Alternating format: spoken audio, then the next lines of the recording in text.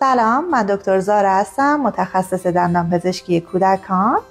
امروز میخوام خیلی مختصر در مورد آسیب هایی که به دندون ها وارد میشه و درمان هایی که برای اون انجام میشه براتون توضیح بدم.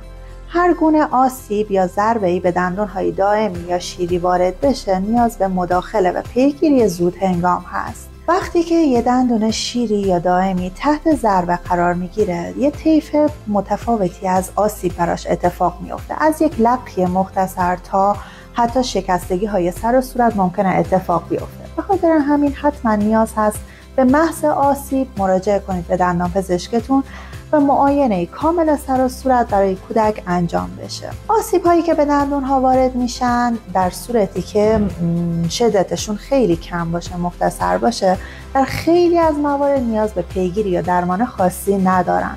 صرفا یک رژیم غذایی نرم به کودک توصیه میشه و حتی ممکن هست که دهانشویی یا مسواک زدن خاصی به کودک آموزش داده بشه که انجام بده.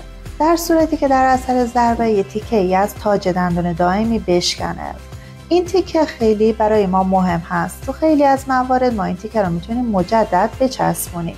پس بلافاصله بعد از اینکه این اتفاق برای کودکتون افتاد، اون تیکه شکسته شده رو نگه دارید و مراجعه کنید پیش دندانپزشکتون. دندانپزشک اون محل رو آماده میکنه و در صورت امکان تاج دندون رو مجدد با تیکه خودش بازسازی میکنه.